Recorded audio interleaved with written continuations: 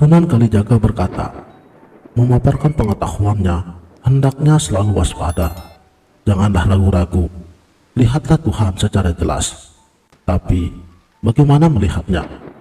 Sebab Tuhan itu tidak memiliki rupa. Tuhan tidak berarah dan tidak berwarna.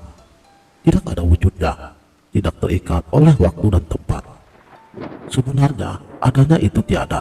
Seandainya dia tidak ada, maka alam raya ini kosong dan tidak ada wujudnya. Sebagaimana firman-Nya di dalam Al-Quran, laisa kamitslihi syai'un, sesuatu seperti yang tidak ada. Pendakian spiritual itu mulainya dari mana?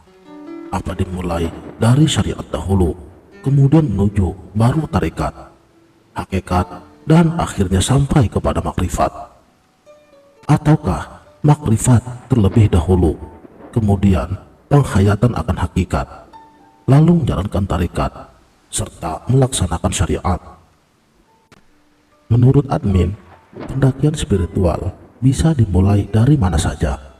Kita tidak perlu skeptis atau kebingungan terhadap mana yang harus terlebih dulu kita jalani. Toh, semuanya boleh dilakukan sebagai titik pijak untuk memulai perjalanan spiritual.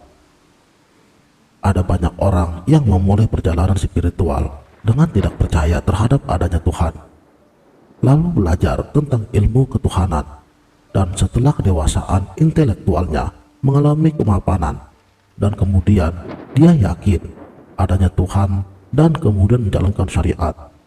Yang demikian ini saya katakan hebat. Ada yang memulai dengan menjalankan syariat agama, sebab dari kecil dia berada di dalam lingkungan yang taat beragama oleh orang tuanya. Dia dididik untuk menjalankan syariat agama secara letter lux. Kemudian seiring perjalanan usia, dia mulai mencari tahu dengan banyak belajar tentang agama yang telah dijalaninya selama ini. Hingga kemudian pengetahuan dan perenungannya sampai pada hakikat. Kemudian dia menjalani laku suluk dalam istilah tasawuf, dan akhirnya mendapatkan pencerahan makrifat. Yang demikian ini luar biasa. Ada pula yang tidak memulai apa-apa. Ia tidak menjalankan syariat agama. Ia tidak berusaha mencari tahu tentang Tuhan. Dia skeptis dan agnostik terhadap berbagai wacana agama serta kerohanian. Dia seakan puas dengan apa yang ada pada dirinya. Otaknya tidak digunakan untuk berpikir tentang Tuhan. Namun, di tengah hidupnya, ia dipaksa untuk menerima banyak hal yang tidak masuk akal. Hingga suatu ketika, kesadarannya mengalami biar. Tiba-tiba dia sadar apa yang telah dijalaninya selama ini. Dia pun menemukan Tuhan di dalam hidupnya. Syukur alhamdulillah. Suatu saat dalam hidupnya, Tuhan pasti akan datang membawa cahayanya yang suci. Dia akan menerangi diri pribadi kita, sehingga yang sebelumnya hanya mampu melihat fakta-fakta dengan inderanya, maka setelah pencerahan Tuhan itu datang, dia mampu untuk melihat hubungan antara fakta serta bukti yang nyata, dan akhirnya menemukan kesimpulan bahwa hanya ada satu Tuhan yang wajib disembah oleh manusia. Saudaraku sang sejati, Tuhan itu bukan benda-benda. Tuhan, ya Tuhan, adanya berbeda dengan apa yang pernah diketahui oleh manusia. Yang pernah diketahui oleh manusia berasal dari pengalaman inderanya. Nah, wujud Tuhan ini tidak ada di dalam gudang memori manusia, sehingga bila ada yang mengatakan Tuhan seperti A, B, C, pasti jelas bukan Tuhan, dan itu tersesat paham. Tuhan sebagaimana yang dibayangkan oleh manusia tentu berbeda dengan Tuhan sebagaimana wujudnya yang asli. Jadi, bahwa anggapan tentang Tuhan itu jelas berbeda dengan Tuhan yang sebenarnya. Simak ayat di awal video ini. Saudaraku sang sejati, dikatakan oleh Sunan Kalijaga, sebenarnya wujud Tuhan sangat jelas, sangat-sangat jelas. Kejelasan ini pasti tidak dimaknai sebagai kejelasan benda-benda yang bisa kita lihat oleh indera. Namun wujud Tuhan, disinilah kita dibutuhkan oleh yang namanya kearifan dan kebijaksanaan. bahwa Tuhan itu tidak bisa digambarkan oleh kata-kata manusia, dan memang seharusnya tidak bisa dilihat dengan indera, namun oleh sesuatu yang adanya jauh berada di dalam diri manusia, yaitu batin yang intuitif yang disebut dengan guru sejati. Sebagaimana firman-Nya, "Wa fi anfusikum afala tubsirun," dan pada diri kamu, kenapa tidak mau memperhatikan? Guru sejatilah yang mampu menghantarkan kita untuk melihat dengan jelas diri pribadi.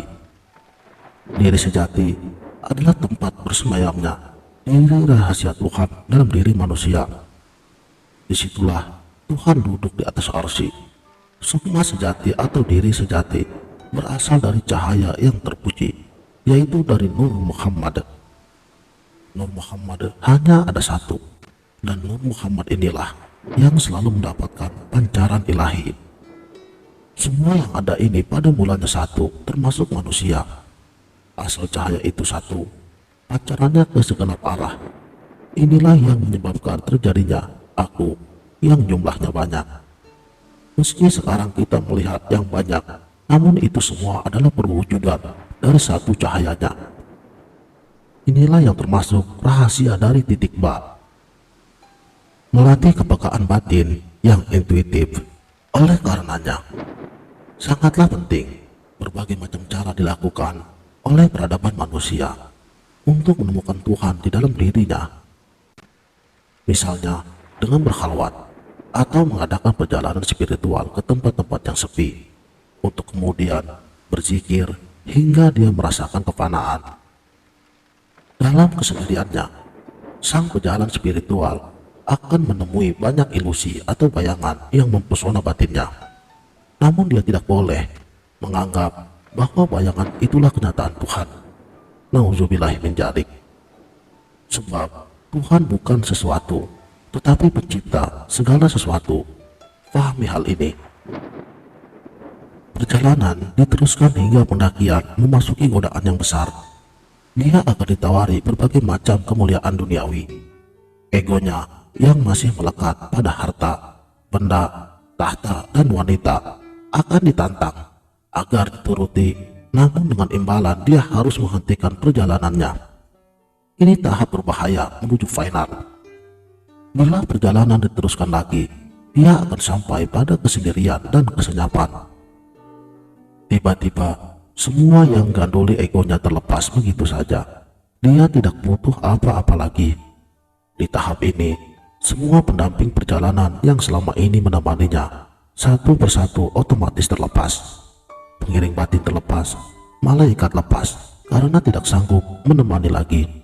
Semua saudara gaib melepaskan dirinya. Dia menjadi polos seorang diri menuju Tuhan. Dia kini sudah dituntun oleh Tuhan sendiri untuk melihat sang penuntun, yaitu aku. Ya, manusia sudah bisa melihat aku sejatinya tanpa was-was, tanpa samar-samar lagi. Aku sejati itu bukan terang benderang. Inilah saat di mana mind atau pikiran atau budi ataupun rasa sudah tidak lagi digunakan atau disebut dengan no mind. Dia sampai pada tahap suwung atau fana. Kata apapun tidak akan lagi mampu untuk membahasakan apa fana itu, sebab kata sangatlah terbatas untuk menggambarkan sesuatu. Apalagi ini menunjuk pada kata yang bukan kata benda, bukan kata sifat, bukan pula kata keterangan, bukan kata kerja, bukan kata apa-apa. Yang paling gampang kita sebut saja kosong atau tidak ada apapun. Sebab kita tidak membutuhkan berbagai alat indera dan batin lagi. Kita hanya pasrah saja pada irodat Sang Gusti Maulana. Wallahu a'lamu bishawab.